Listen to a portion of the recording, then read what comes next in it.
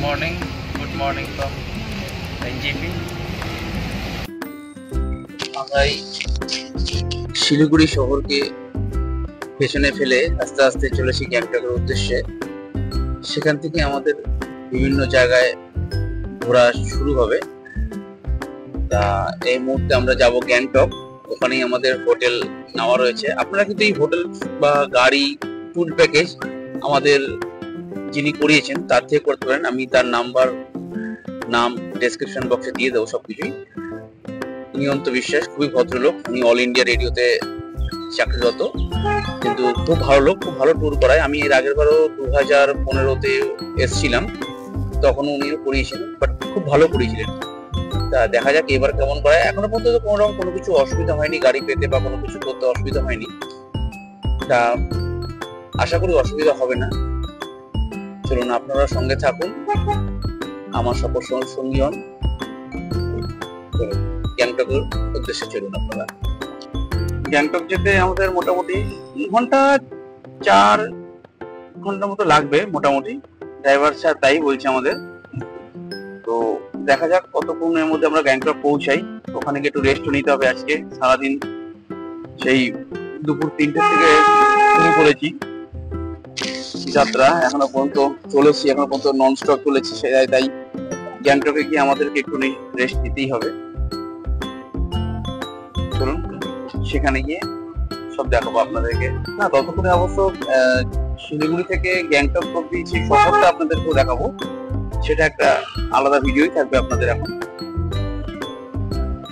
এখানে একটা এবছর নতুন দেখছি সংযোজন হয়েছে, যে শালুগ্রা ব্রিজ হচ্ছে।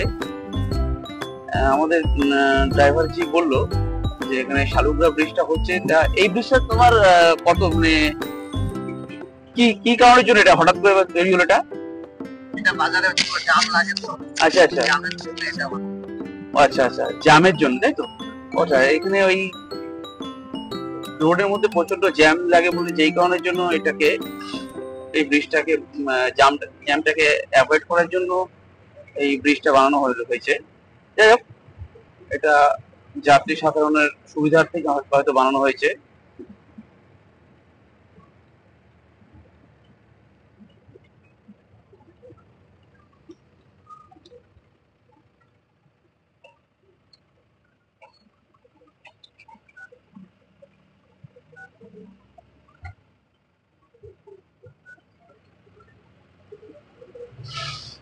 রাস্তা প্রচন্ড ভাবে অন্ধকার।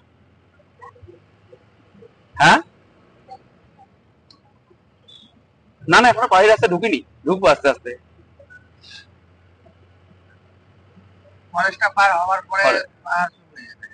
এখন আমরা যাচ্ছি এখান দিয়ে সেবক রোডের উপর দিয়ে যাচ্ছি, বুঝলি তো? এই ফরেস্টটা আসবে, ফরেস্টটার পরেই মোটামুটি আমরা আস্তে আস্তে পাহাড়ের দিকে ঢুকে যাবো।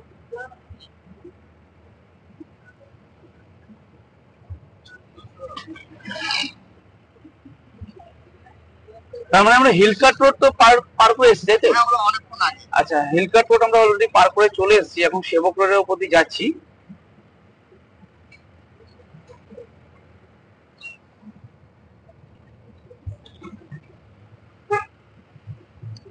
এই জায়গাটা, রোডটা খুব সুন্দর, বাট আপনাদেরকে দেখাতে পারছি না কারণ সেরকম ভাবে এত অন্ধকার, সেই কারণে আপনাদের ঠিকঠাক দেখাতে পারছি না। বাট রোডটা খুব সুন্দর।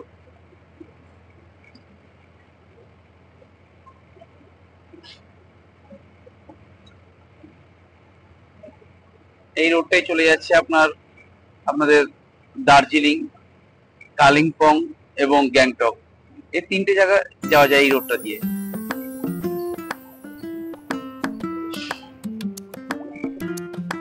এই রোডটা কি নতুন করে তৈরি হয়েছে নাকি? না, আচ্ছা আচ্ছা, যা রোডটা খুব ভালো মেনটেনে রয়েছে।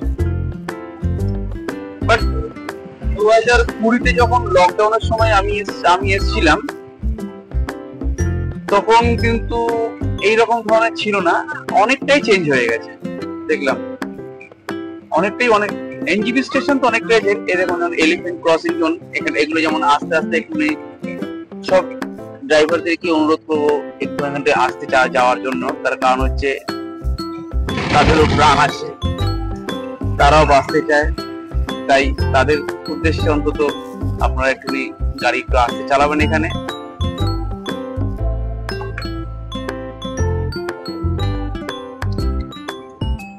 এইমাত্র আমরা জঙ্গল শেষ করে পাহাড়ের পথে ঢুকে গেলাম, পাহাড়ি পথে। আর একটু বাদেই আসবে আমাদের সেবক মায়ের মন্দির, চলুন সেটা আপনাদের দেখাবো। এটা হচ্ছে একটা যে রেল লাইন, বুঝতে পারছেন, এই রেল লাইনটাই চলে যাচ্ছে আসামের দিকে, না এটা আসামের দিকে, আসাম গুয়াহাটির দিকে চলে যাচ্ছে এই রেল লাইনটা।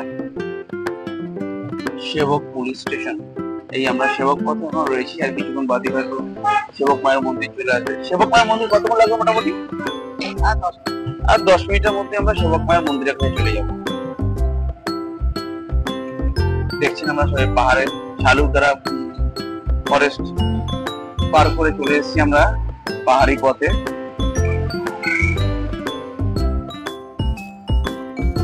ওভারটেক করলো, দেখো ওভারটেক করলো আবার।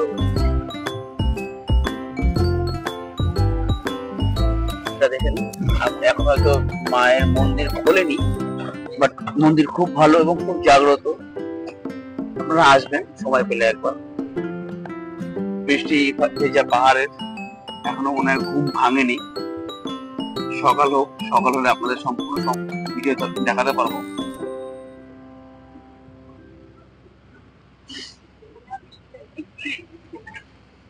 আজকে যা বৃষ্টি হয়েছিল ভেবেছিলাম মনে গেল, মনে হয় আর যেতে পারলাম না ভালো করে। যাক, বৃষ্টিটা থেমেছে, ভগবান সহায় হয়েছে। আমরা রওনা দিচ্ছি সিকিমের উদ্দেশ্যে।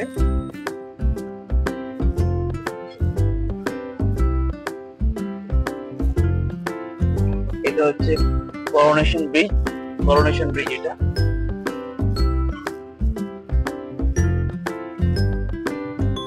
এটা হচ্ছে ইন্ডিয়ার টপ মোস্ট ব্রিজের মধ্যে একটা পড়ে, করোনেশন ব্রিজ।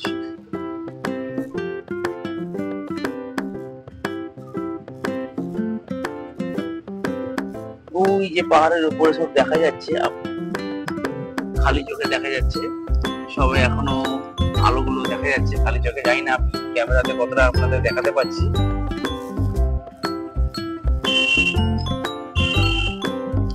তিস্তা নদীর উপর তৈরি হয়েছে নতুন এই ড্যাম কালীঝোড়া।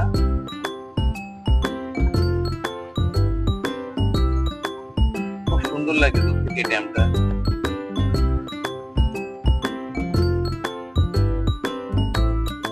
তিস্তাকে শান্ত করার জন্য এই ড্যাম তৈরি করেছে। তাতে তিস্তা কতটা যে শান্ত হবে সেটা বলা মুশকিল, বাট চেষ্টা করেছে অন্তত।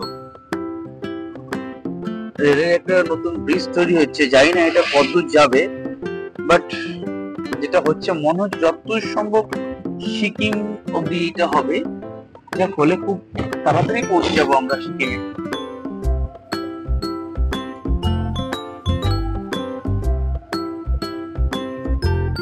ড্যাম পাওয়ার হাউস এটা।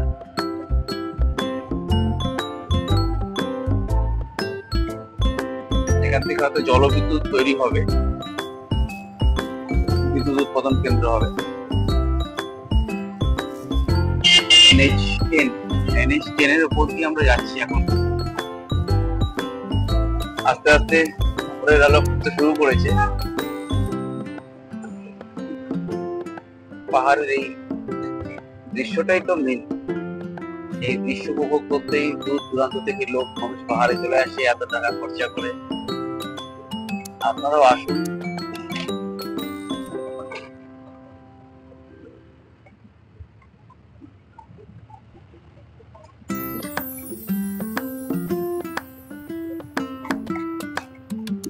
এইমাত্র একটা শিয়াল দেখলাম, বাট ক্যামেরাটা রেডি ছিল না বলে তখন আপনাদেরকে দেখাতে পারলাম না। রাস্তা ক্রস করে গেল, তখন দেখলাম গাড়িটা দাঁড়িয়ে পড়লো, বাট দেখাতে পারলাম না আপনাদেরকে।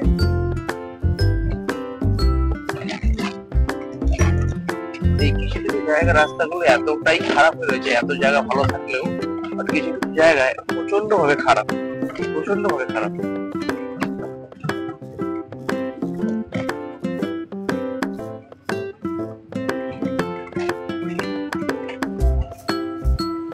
আপনারা নিশ্চয়ই বুঝতে পারছেন, একদম ভোরের আলো আস্তে আস্তে ফুটে যাচ্ছে।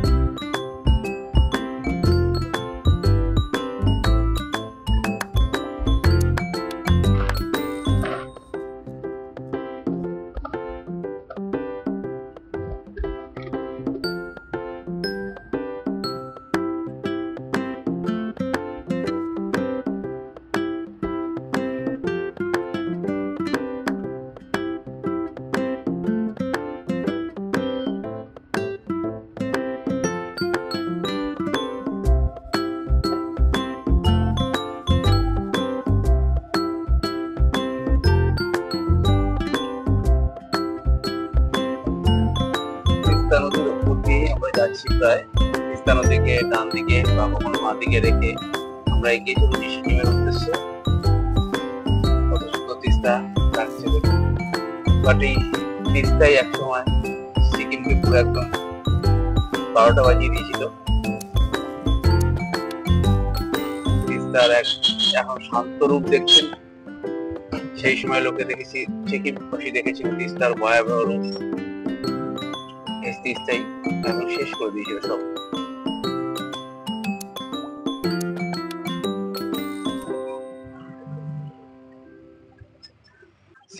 আজকালকার তো ট্রেনের টিকিট পাওয়া তো একদম ভগবানের দর্শন পাওয়া যাকে বলে। যাই হোক, সেই জন্য একটু কষ্ট হয়েছে, শরীরটা একটু খারাপ করছে।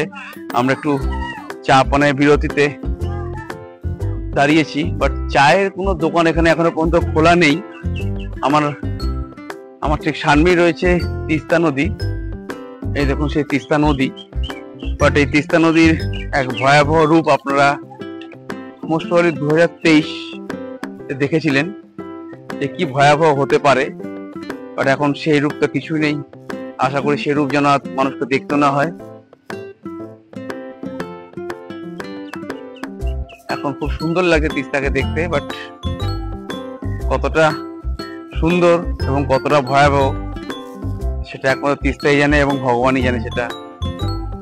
আর যেন কোনো রকম মানুষকে এরকম এই পরিস্থিতির মধ্যে পড়তে না হয় কোনোদিনও। তাই